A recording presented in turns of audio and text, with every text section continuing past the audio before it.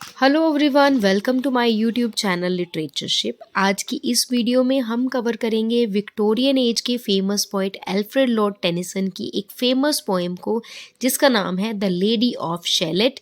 It was published in 1832। इसका जो immediate source रहा है वो है 13th century Italian short prose text Donna di Scalotta. Tennyson ने इस पोएम को 2 वर्जन्स में लिखा है। One was published in 1832 of 20 stanzas.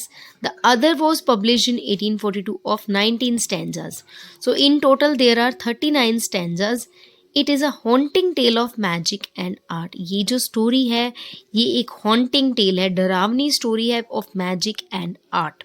G.M. Hopkins ने इस वर्क के बारे में कहा, pure and sensuous poetry. Before we start the summary, I will tell you something about the poem. In this poem, a mysterious woman lives alone on the island of Shellet. इस poem में एक mysterious woman है जिसके बारे में किसी को कुछ नहीं पता होता। वो एक शैलेट नाम की आइलैंड के ऊपर बिल्कुल अकेली रहती है। वहाँ पर वो एक टावर में कैप्चर होती है। Just down the river from her is King Arthur's court at Camelot. उसके टावर के नीचे से बिल्कुल एक रिवर पास ऑन होता है जो कि किंग अर्थर के कोर्ट में जाता है, and it is in Camelot. But the lady of Shalott is not allowed even to look in that direction, much less travel there.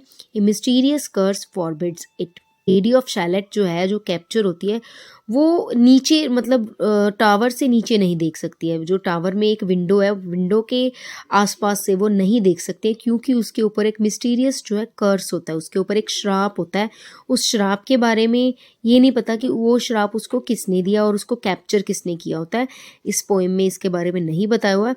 बस इतना ही बताया कि वो एक टावर में कैप्चर होती है और वहाँ पर उसे एक श्राप मिला हुआ है. वो नीचे की दुनिया में बिल्कुल भी नहीं देख सकती है. सो लेट्स स्टार्ट द पोएम. ये जो पोएम है ये 4 पार्ट्स में डिवाइडेड है, तो मैं आपको चारों पार्ट्स की जो है समरी करवाऊंगी. लाइन वाइज समरी नहीं करवाऊंगी. उन चारों पार्ट्स में जो भी फेमस लाइंस होंगी उनके द्वारा मैं आपको समरी जो अच्छे से क्लियर करवा दूंगी, आपको अच्छे से क्लियर हो जाएगी. So let's start the summary. Here we start the summary with part 1. वहाँ पर एक रिवर की डिस्क्रिप्शन दी हुई है. On either side the river lie long fields of barley and rye. कि रिवर के दोनों साइड पे फील्ड्स हैं.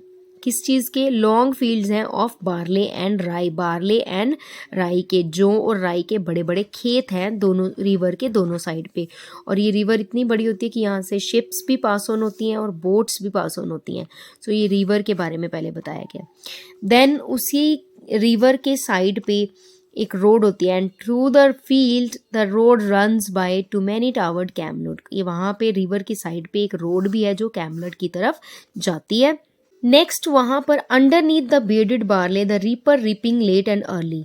कि उस बियर्डेड बार्ले, बियर्डेड जैसे हम किसी की अगर मेल के जब कोई दाढ़ी आती है तो हम उसको बोलते हैं कि ये बियर्डेड मैन है. तो यहाँ पर खेतों के लिए बियर्डेड यूज़ किया गया वर्ड, कि जो खेत है बहुत बड़े बड़े हो गए होते हैं, उनकी रीपिंग जो है करने वाली हो जाती है. तो रीपर्स जो है वहाँ पर लेट एंड अर्ली मीन्स सुबह से लेके शाम तक वो रीपिंग करते रहते हैं वहाँ पर. एंड वहाँ पर वो रीपिंग करते करते क्या होता है, hears her ever chanting cheerly like an angel singing clearly. वो उस लेडी की सिंगिंग की जो आवाज़ है उनको सुनती है.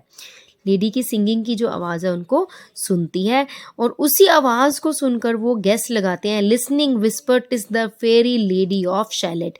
कि उसी आवाज़ को सुनकर, उसी विस्परिंग को सुनकर उनको पता चलता है कि ये एक फेरी है, लेडी ऑफ शैलेट है.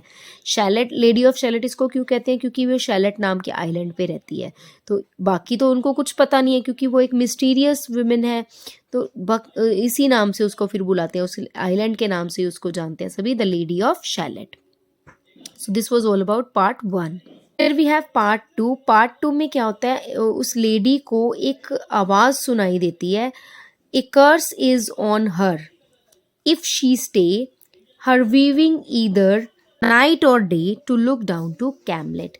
अब उसको आवाज़ क्या सुनाई देती है कि तुम्हारे ऊपर एक श्राप हो जाएगा, तुम्हारे ऊपर एक श्राप है कि अगर तुम अपनी वीविंग, वहाँ पर वो टावर में जो कैप्चर होती है वो वहाँ पर सारा दिन वो वीविंग करती रहती है, कि अगर तुम अपनी वीविंग जो है किसी भी टाइम रोकती हो और नीचे देखती हो कैमलेट में, तो तुम्हारे ऊपर जो श्राप है वो पूरा हो जाएगा, मतलब श्राप तुम्हारा जो काम जो भी इसके लिए कर्स है वो स्टार्ट हो जाएगा इसका। अब वो वीविंग करते हुए क्या वीव करती है, उसके रूम में एक मिरर लगा होता है, मिरर उसकी विंडो के बिल्कुल सामने होता है। जो भी नीचे से मतलब उसके मिरर में रिफ्लेक्ट होता है, जो भी वो देखती है तो वो उसको देख देख कर जो है वीविंग करती है। वो क्या देखती है, हाईवे रोड देखती है, रिवर देखती है, पीजेंट्स को देखती है, ग्रुप ऑफ डैमसल्स, डैमसल्स होती हैं कुंवारी लड़कियां, ग्रुप ऑफ डैमसल्स देखती है, एबट पादरी, पादरी को देखती है, यंग शेफर्ड को देखती है, पेज, पेज कौन होता है, सर्वेंट ऑफ अ नाइट, एक पेज को देखती है dressed in crimson, crimson is a type of colour which is in red, red colour की एक टाइप है, रेड कलर के कपड़ों में एक पेज को देखती है, पेयर ऑफ नाइट्स, कभी कभी वो नाइट्स को देखती है। तो वो कभी कभी इन सब चीज़ों को देखकर बहुत ज़्यादा इरिटेट हो जाती है, और इरिटेट हो जाती है ये हमें कैसे पता चलता है, पोएम में एक फेमस लाइन है जो कि है, I am half sick of shadows, कि मैं इन शेडोज़ को देख देख कर, इन रिफ्लेक्शंस को देख देख कर मैं बोर हो चुकी हूँ, मैं थक चुकी हूँ। हाफ सिक मतलब थक जाना। So this is about part 2 है। और उस नाइट के हॉर्स के ऊपर जो ऑर्नामेंट्स होते हैं या उस नाइट के बारे में ज़्यादातर डिस्क्रिप्शन जो है बताई गई है। जैसे कि एक लाइन है, the bridal bells rang merrily, bridal जो है जो घोड़े के गले में डाला जाता है, एक पटा टाइप कुछ, उसकी बेल्स जो हैं वो रिंग कर रही हैं। The bridal bells rang merrily, a mighty silver bugle hung, एक बगल होता है एक म्यूजिकल इंस्ट्रूमेंट की, एक नाइट जो जा रहा होता है, जो नाइट जा रहा होता है उसकी साइड पे एक सिल्वर कलर का बगल जो है टंगा होता है। All in the blue unclouded weather, ये लाइन इंडिकेट करती है कि जो वेदर है वो बहुत ज़्यादा सनी होता है।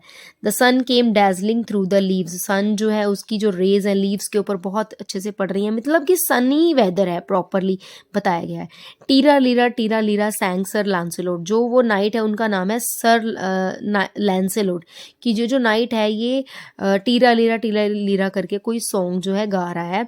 From underneath his helmet flowed his coal black curls as on he rode, कि उसके हेलमेट के नीचे से उसके कॉल ब्लैक कर्ल्स, मतलब बिल्कुल काले रंग के जो कर्ल्स हैं वो उड़ रहे हैं, जैसे जैसे वो राइडिंग कर रहा है उसके ब्लैक कर्ल्स जो हैं वो उड़ रहे हैं।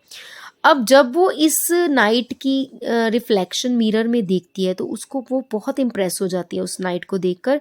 तो वो एकदम से नीचे देखती है, विंडो से नीचे देखती है। She looked down to Camelot, out flew the web and floated wide, सब कुछ छोड़ देती है, अपनी वीविंग छोड़ देती है और कैमलेट में नीचे देख लेती है।